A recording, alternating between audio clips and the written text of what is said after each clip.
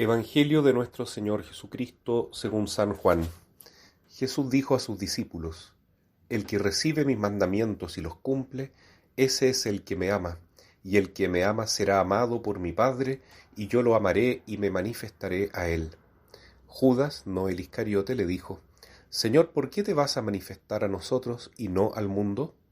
Jesús le respondió: El que me ama será fiel a mi palabra, y mi Padre lo amará, iremos a él y habitaremos en él. El que no me ama no es fiel a mis palabras. La palabra que ustedes oyeron no es mía, sino del Padre que me envió. Yo les digo estas cosas mientras permanezco con ustedes. Pero el Paráclito, el Espíritu Santo que el Padre enviará en mi nombre, les enseñará todo y les recordará lo que les he dicho. Palabra del Señor.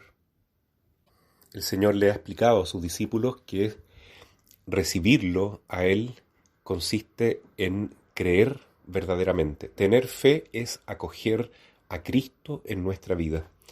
Y aquí en este Evangelio encontramos tres dimensiones de esta recepción de Jesús en la vida de un creyente.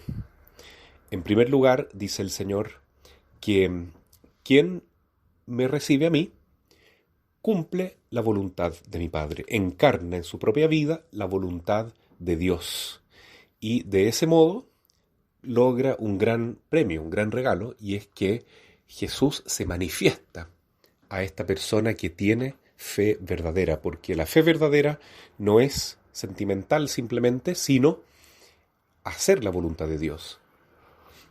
Entonces puede haber algo más bonito que el Señor se manifieste a uno que es creyente, así como se manifestó a Santa Faustina, Santa Margarita María de Alacoque en estos últimos siglos.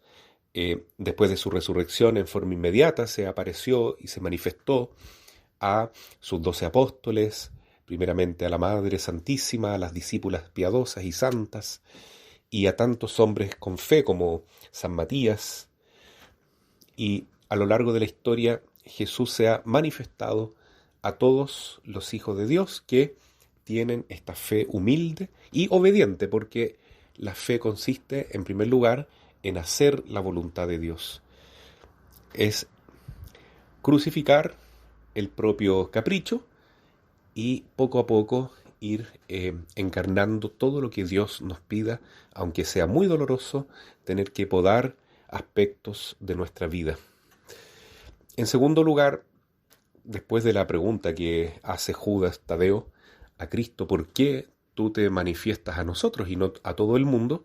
Jesús dice que Él solamente se puede manifestar a los creyentes porque manifestarse significa habitar en el alma. Y si Jesús vive en el santuario de nuestro corazón, es porque también habita el Padre Celestial y el Espíritu Santo. Es la inhabitación de la Santísima Trinidad en el corazón del creyente. Entonces, tener fe no solamente significa querer creer, sino hacer la voluntad de Dios y, en consecuencia, comenzar a vivir en la gracia de Dios. Y eso significa no otra cosa, sino convertirnos en un pequeño paraíso, porque el alma del creyente es realmente la casa de Dios, y Dios solamente puede habitar en el paraíso. Entonces, esto es realmente una gran felicidad.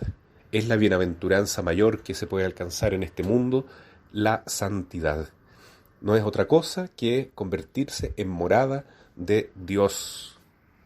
Y por último, Jesús enseña a sus apóstoles que el verdadero creyente, el que acoge a Jesús en su alma, tendrá también al Espíritu Santo a lo largo de toda su vida, que le recordará todo lo que Cristo nos enseñó, todo lo que está en la Biblia y todo lo que hizo Jesús en este mundo, será recordado, será enseñado, será explicado por el Espíritu Santo en la vida de cada hijo de Dios, de cada creyente, y en la vida de la Iglesia a lo largo que va peregrinando por los siglos y siglos hasta el último día de la venida de nuestro Señor. Por eso entonces es que hoy en día cobra tanta importancia la revelación particular que el Espíritu Santo da a ciertas almas privilegiadas, revelaciones que Por supuesto, hay que discernirlas en obediencia a la Iglesia y con un criterio adecuado, porque no todas las revelaciones particulares son profecías absolutas.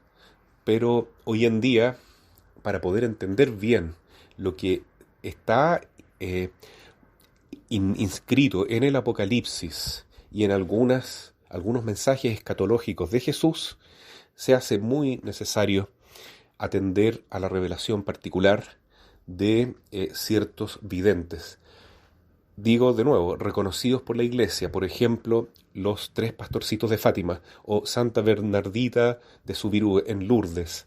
Y atender estos mensajes es importante porque Jesús dice en el Evangelio de hoy que, aunque todo ya está escrito y revelado en la Sagrada Escritura, sin embargo, con el paso del tiempo, el Espíritu Santo irá recordándonos, nos irá iluminando cómo se aplica la palabra de Dios en cada etapa particular de la historia.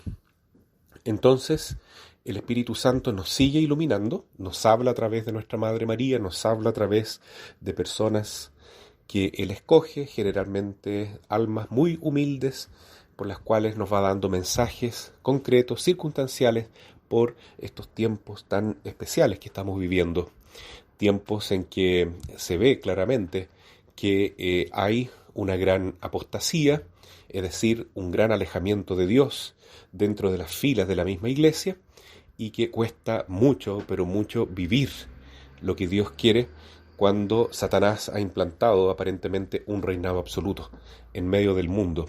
Son tiempos escatológicos, tiempos últimos.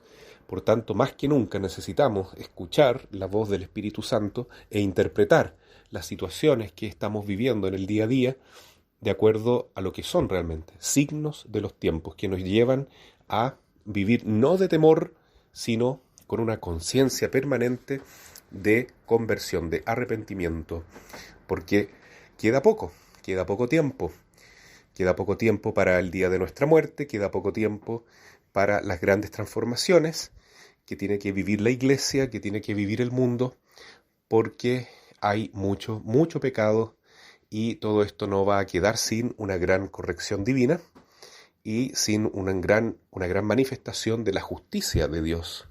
Dios es infinita misericordia, pero también es infinita justicia. Por eso hay que escuchar la voz del Espíritu Santo más que nunca hoy en día y así entonces convertirnos en verdaderos creyentes. Hoy, más que nunca, es más fácil ser cristiano, es más fácil ser una morada de Dios porque vivimos un tiempo de persecución.